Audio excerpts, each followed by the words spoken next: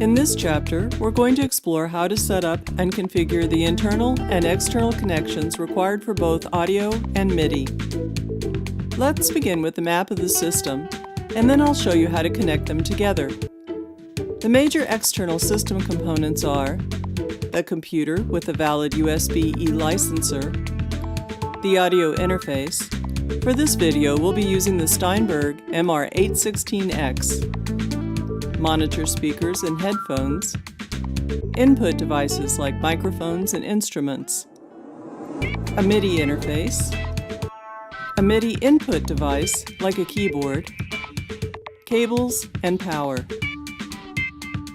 Follow the manufacturer's instructions to connect the amps, speaker, headphones, and instruments. Connect the interface to the computer by USB or FireWire as appropriate. Turn on the interface and then the computer. Make sure you have the latest drivers for your interface. Even if your interface came with a CD of drivers, you should check the website for any updates and download them if needed. Now we're ready to launch Cubase and begin setting up the internal connections. To do this, open the Device menu and select Device Setup. This dialog box is where you control all of the connections between Cubase and external hardware. On the left side of the screen, you can select what device you want to configure, such as MIDI, remotes, video, etc. For this video, we're going to configure devices for MIDI and audio. The right side of the screen is where you adjust the settings. Let's set up our MIDI interface by selecting All MIDI Inputs.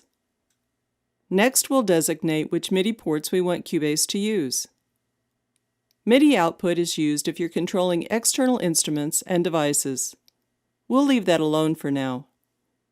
You can also choose which ports to show or hide. By hiding items you don't use, the MIDI input menu in the inspector is streamlined. Next, we're going to move to the VST audio device. Before we go any further, let's explain three terms: ASIO, VST, and latency. ASIO stands for Audio Stream Input Output. ASIO is a digital audio protocol designed by Steinberg that allows for extremely high speed and high fidelity by connecting an application like Cubase directly to the sound card. This direct high-speed communication with the sound card makes it possible to process multiple, high-quality channels at one time. VST stands for Virtual Studio Technology and is another Steinberg innovation. VST allows for the seamless integration of software, plugins, and hardware. It also allows for connections that mimic a traditional recording studio. VST connections are what link all parts of the Cubase environment together. Latency is the short period of time, usually milliseconds, that it takes for an audio signal to be processed by a digital system. Latency results from analog to digital conversion, buffering, and signal processing. The more processing you apply to a signal, the more latency you will introduce. Latency is a primary factor when recording live audio. If the latency value is too large, the performer will hear a delay similar to an echo between the time they play a note and when they hear it in their monitors. Let's return to the VST audio device setup page and look at ways to control latency as we finish configuring our device. You select the ASO driver of your audio interface here. I'll pick the Yamaha FireWire device, which is the MR816.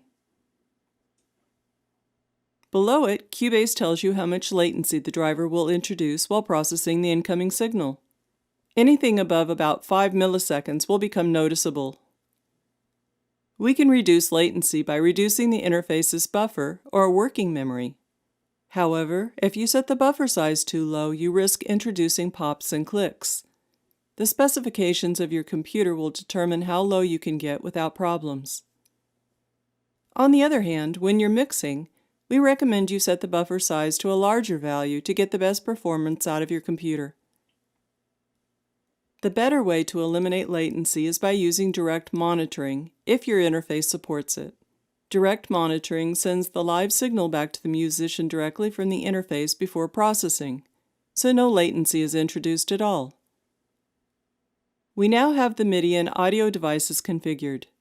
Let's look at how to set up the various connections within Cubase so we can begin to record. Open the Device menu and find VST Connections. VST Connections is the control center for all of your routing. Use the tabs at the top to select which family of connections you want to work with. Let's start with Inputs. You'll see the word bus used a lot in Cubase. Using buses may sound confusing, but they're really straightforward. Just like a real bus picks up people at a station and can drop them at any of several locations along a route, an audio bus takes a signal from one source and makes it available to any destination.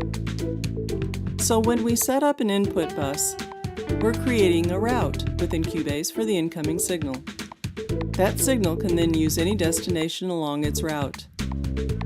This means an incoming signal can be routed to one track, several tracks, a combination of tracks and devices, and so forth.